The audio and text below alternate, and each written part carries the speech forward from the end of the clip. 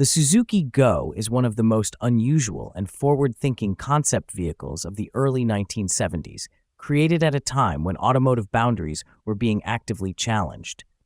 It was designed and built by the Italian design house Bertone and unveiled on the 12th of January 1972 at the Brussels Motor Show.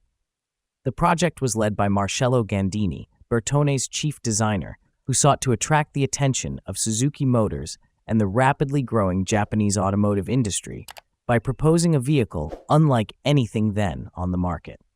The Suzuki Go was conceived as a hybrid between a pickup truck, leisure vehicle, and amphibious craft. Inspiration came from inflatable rubber dinghies, which influenced both its minimalist construction and its multifunctional character. The body was made of plastic, finished in bright green, and featured barchetta-style open design with no doors, windows, or windscreen. The seats consisted of simple padded strips, allowing water or snow to drain through, reinforcing its all-terrain and water-friendly purpose. Mechanically, the Suzuki Go was highly unconventional. Power came from a 3-cylinder 750 cubic centimeters Suzuki motorcycle engine producing 67 brake horsepower, mounted asymmetrically on the left side behind the driver.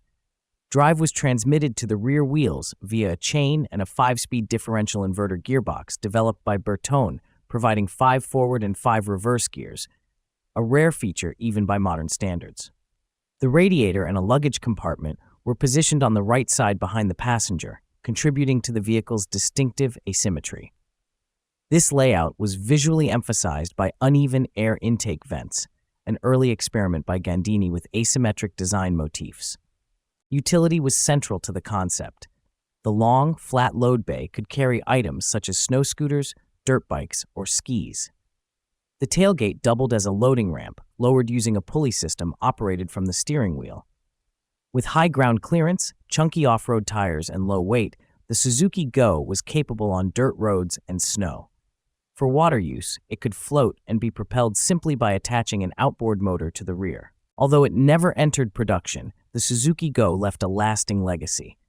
Its spirit resurfaced in 1998 with the BMW Pixter, a sportier reinterpretation of the original idea. Today, the Suzuki Go is recognized as a fascinating technological and design milestone and continues to be displayed at classic automotive exhibitions, where it remains a striking example of creative freedom and experimental engineering in automotive history.